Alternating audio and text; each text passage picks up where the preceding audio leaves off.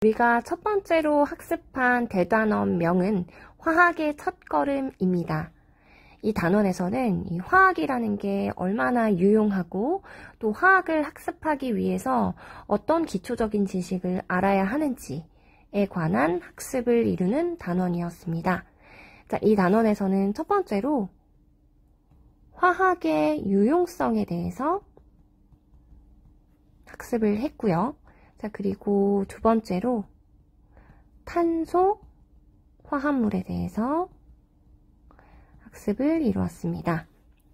자, 그리고 다음으로는 무시무시한 몰에 대해서 학습을 했고요. 자, 그리고 네 번째로 화학 반응식에 대해서 학습을 했고, 자, 그리고 마지막으로 몰농도에 대해서 배워보았습니다. 자, 그럼 첫 번째로 유용성. 화학이 유용하대. 왜 유용할까에 대해서 알아보도록 할 텐데요. 우리가 의식주 측면에서 각각 화학의 유용성을 살펴보았습니다. 의류 문제를 해결하는 데 있어서 가장 큰 영향을 미쳤던 건 바로 합성 섬유의 개발이었습니다. 예를 들어 나일론 같은 이런 합성 섬유로 인해서 의류를 대량 생산할 수 있게 되었고요. 그리고 다양한 기능성 의류를 만들 수 있었고, 그리고 가격이 많이 다운될 수 있었다라는 거, 학습을 했죠. 자, 그리고 식량 문제에 있어서 가장 큰 영향을 미쳤던 건 바로 암모니아였습니다. 하버와 보슈에 의해서 개발이 됐던 이 암모니아 대량 합성법, 이로 인해서 질소 비료가 만들어질 수 있었고요. 이것이 식량의 대량 생산에 기여했다 라는 거. 네, 그리고 뿐만 아니라 농약에 의해서 농산물의 질이 향상될 수 있었다 라는 것까지 학습을 해보았습니다. 자, 그리고 마지막으로 주거 문제를 해결하는 데 있어서 가장 큰 영향을 미쳤던 건 바로 철의 재련입니다. 철광석으로부터 순수한 철을 얻어낼 수 있는 그런 과정이었고요. 이를 통해서 우리가 얻었던 장점은 뭐냐면 대규모 건설이 가능해졌다라는 거. 자, 뿐만 아니라 주거 문제에 영향을 미쳤던 긍정적인 예는 바로 화석연료. 화석연료가 발굴이 되면서 조리와 난방이 가정에서 가능해졌다라는 것까지 이렇게 화학의 유용성을 의식주 측면에서 살펴보았습니다. 자, 그리고 다음으로 탄소화합물에 대해서 학습을 했는데요. 이 탄소화합물이라는 건 말해서 알 수 있다시피 탄소를 골격으로 한다 라는 것이고요. 현존하는 화합물의 거의 85%를 차지한다. 근데 이렇게 많은 비중을 차지할 수 있는 이유, 그 이유가 뭐였을까요? 바로 원자가 전자가 4개라는 것입니다. 이 원자가 전자가 4개이면 좋은 점, 바로 4개, 최대 4개까지의 공유결합을 형성할 수 있다. 그래서 탄소뿐만 아니라 다양한 원자들과 공유결합을 하면서 다양한 화합물을 만들 수 있다라는 거였습니다. 자, 그리고 탄소화합물은 단일결합, 이중결합, 삼중결합 이런 결합의 형태를 가질 수 있고요. 그리고 사슬 모양, 가지 모양, 고리 모양 이런 모양들도 가질 수가 있었습니다.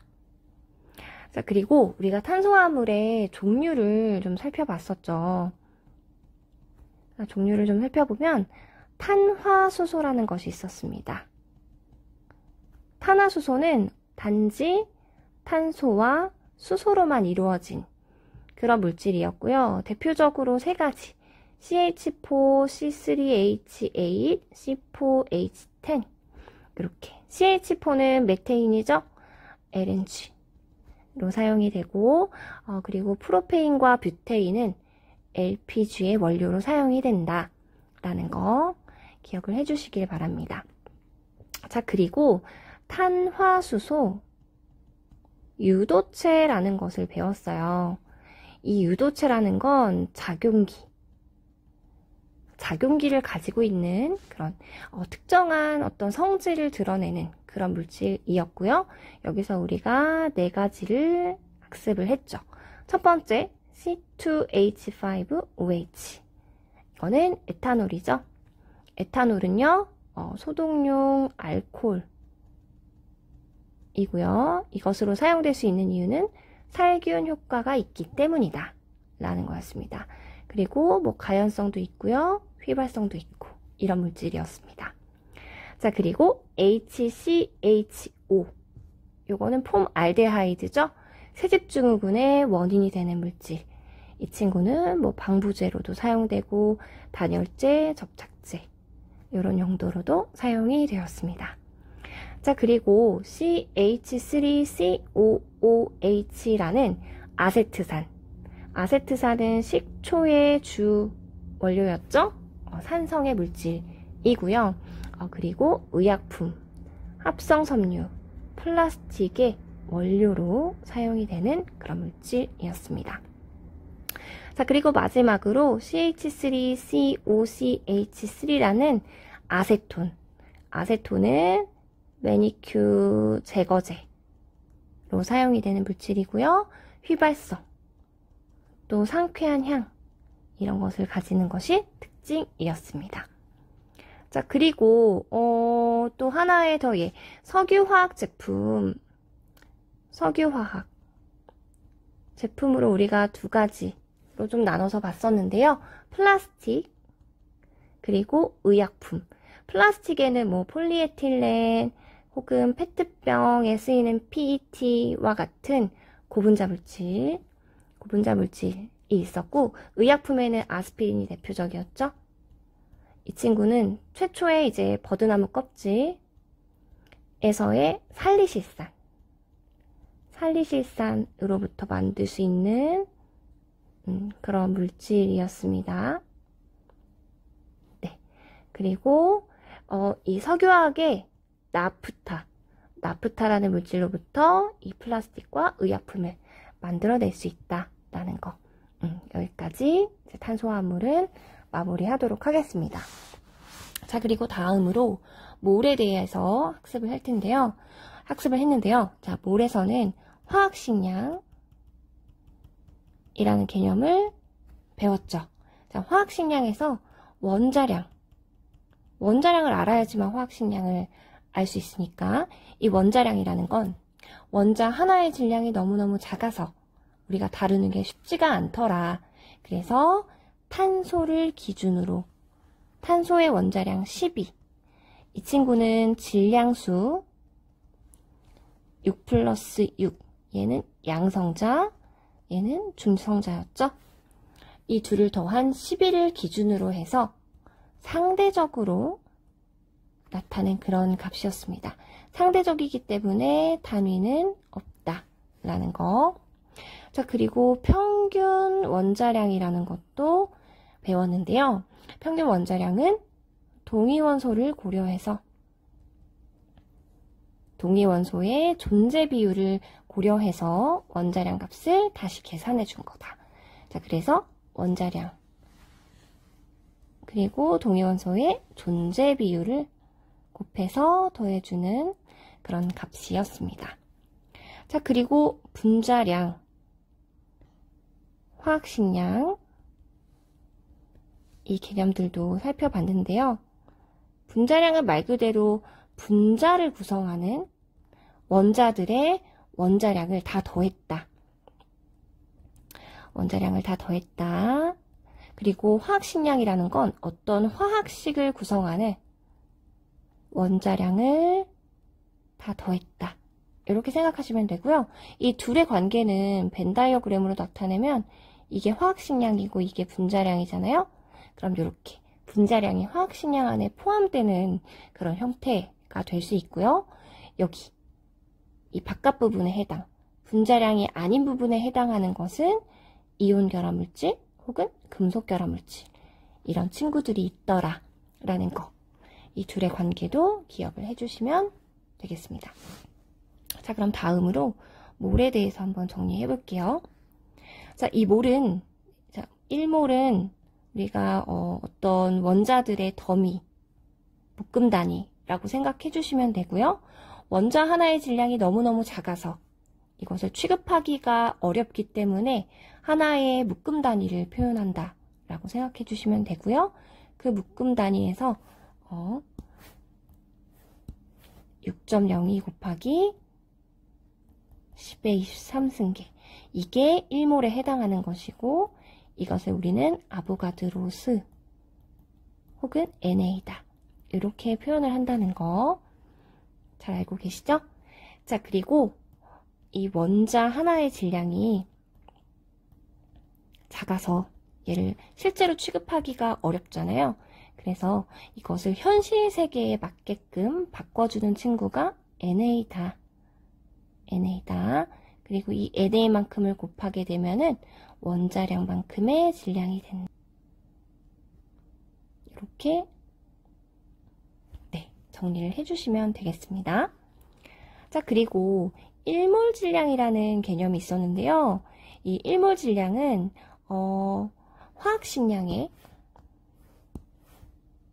화학식량에다가 그램 퍼 몰을 붙여준 값이다. 그리고 1몰에 해당하는 질량이다. 이렇게 기억을 해주시면 되고, 1몰 부피는 그러면 뭐냐? 1몰에 해당하는 부피인데요. 근데 이제 요거는 온도와 압력이 같을 때 모든 기체는 같은 부피 속에 같은 몰수를 가진다 라는 관계가 있었고, 그래서 부피라는 거는 N에 비례한다. 이런 것도 이제 학습을 했죠. 그리고 특히 0도씨 1기압에서 기체의 부피는 모두 1몰 부피는 22.4리터로 동일하다 라는 것도 이제 학습을 했었습니다. 자, 그리고 우리가 문제를 품에 있어서 가장 좀 중요하게 기억해야 할 몇 가지 식에 대해서 좀 정리를 해볼 텐데요. N은 N분의 W, 너무나도 기본이 되는 중요한 식, 요 N은 N분의 W 잘 기억해 주시고요. 그리고 수능에서 단골로 출제되고 있는 1g당 분자수 혹은 부피, 이것은 우리가 n분의 1이라는 값을 통해서 계산을 할 수 있다는 거, 이것도 기억해 주시고요. 그리고 1g당 원자수는 그럼 어떻게 구하느냐? 분자량분의 한 분자당 원자수로 이것을 계산할 수 있다라는 거. 그리고 여기서 전체 원자면 여기 분자에 있는 원자도 전체 원자.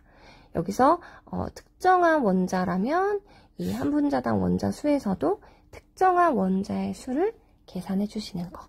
네, 잊지 말아주세요. 자, 그리고 마지막으로 기체의 밀도라는 거는 분자량에 비례한다라는 것도, 이렇게 문제를 풀 때 유용하게 사용되는 식들 잘 기억해 주시길 바랍니다. 자, 그리고 화학 반응식으로 넘어가 보도록 하겠습니다. 자, 이 화학 반응식은요, 어떤 이제 생성물, 반응물이 있고 생성물이 있을 때, 반응물이 생성물이 될 때, 이것을 화학식을 이용해서 표현을 하는 것이었고, 일단 이것을 만들어줄 때는 우리가 개수를 맞춰줘야 되죠. 근데 개수를 맞춰주는 방식은 CHO순. 그리고 만약에 CHO가 아닌 다른 친구가 있다 그러면 그 친구를 먼저 맞춰줄 것. 그리고 간단한 정수비로 나타낼 것. 그리고 물질의 상태 표현을 해줄 것. 이것을 기억을 해주시면 되겠습니다. 자, 그리고 이 반응물이 생성물이 될 때 주의해 주셔야 되는 부분이 뭐였냐면, 반응물을 구성하는 원자의 종류와 수는 생성물을 구성하는 원자의 종류와 수와 같다. 즉 이게 이제 의미하는 거는 질량 보존 법칙이겠죠. 질량이 보존될 수밖에 없다. 왜냐하면 원자의 종류가 바뀌거나 아니면 원자의 개수가 사라지거나 생기거나 그런 게 아니기 때문이다. 라는 것도 이제 기억을 해주시면 되겠습니다. 자, 그리고 다음으로 이제 가장 어려움을 느끼고 있는 이제 양적 관계. 이 양적 관계 부분에서는요, 기억해야 되는 핵심 내용은 이거예요. 개수비는 몰비야. 자, 그리고 이 친구는 기체의 부피비야. 라는 건데요. 이건 질량비랑은 다르죠. 근데 여기서 이제 부피비를 따질 때는 반드시 그냥 기체일 때만 따질 수 있다. 액체나 고체의 경우는 이 기체의 부피비가 몰비라고 할 수가 없다라는 거. 그리고 질량 보존 법칙. 이것을 반드시 염두에 두셔야 그래야지 문제가 풀리는 경우들이 많습니다.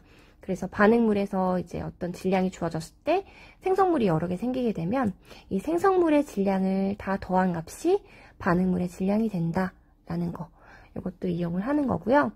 자, 그리고 이제 여러 가지 상황에 따라서 문제를 풀어야 되는 경우들이 있는데 이제 질량과 질량 관계를 통해서 혹은 질량과 부피 관계를 물어보는 거 혹은 부피와 부피의 관계를 물어보는 상황 이렇게 세 가지로 나눌 수 있는데요. 이 질량과 질량 간의 관계를 물어보는 것은 이제 n은 n분의 w라는 식을 이용해서 주어진 값을 이용해서 적절히 이 몰수를 구하는 게 가장 중요하겠죠.